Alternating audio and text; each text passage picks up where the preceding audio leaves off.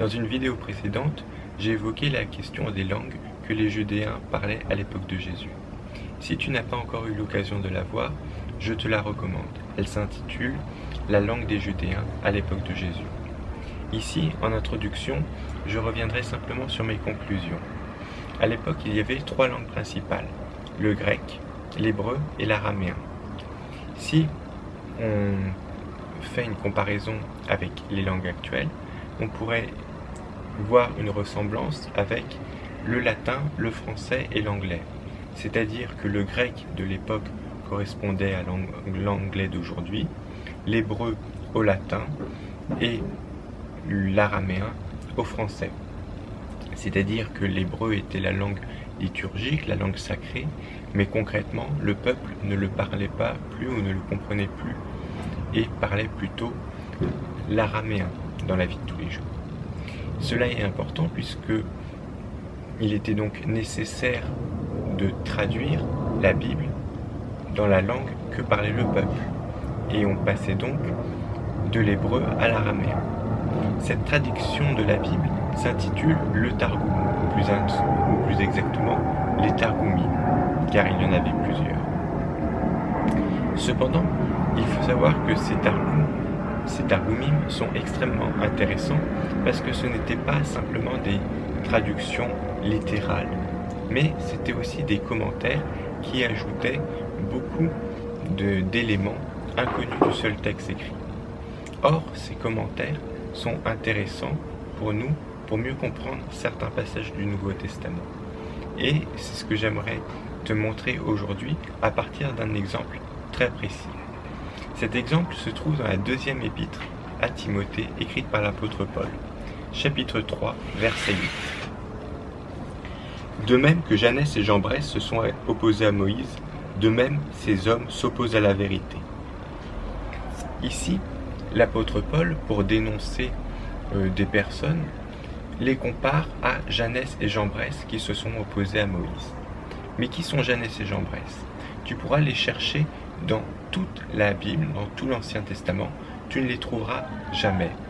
En réalité, ils apparaissent bien à plusieurs reprises, notamment dans Exode, mais seulement dans la version araméenne de l'Ancien Testament. Pour te montrer cette différence, je vais te lire 2 textes.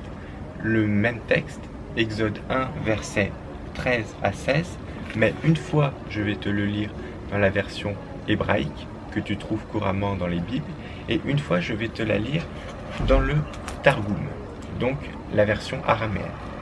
Alors, première lecture avec le texte hébreu que tu trouves couramment dans nos Bibles. Exode 1, versets 13 à 16. Alors les Égyptiens soumirent les Israélites à un dur esclavage.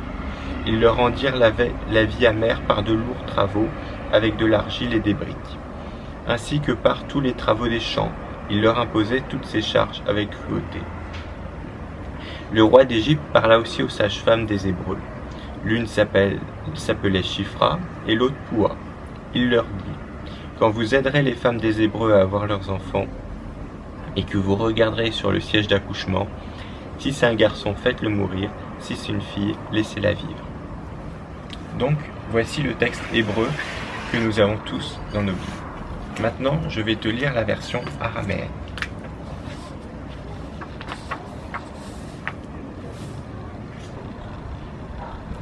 Et les Égyptiens réduisirent les enfants d'Israël en servitude, avec dureté, et ils leur rendirent la vie amère dans un dur travail, dans l'argile et les briques, et toutes sortes de travaux dans la campagne, toutes sortes de travaux qu'on leur imposait avec dureté.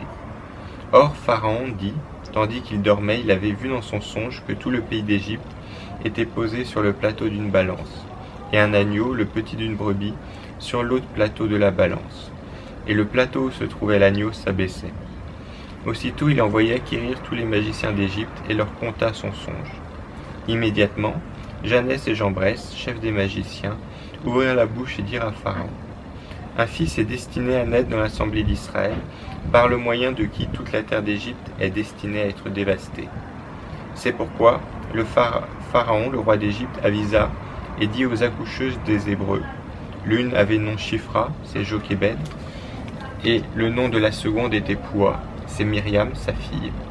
Il dit: Quand vous accoucherez les femmes des Hébreux, vous surveillerez le siège.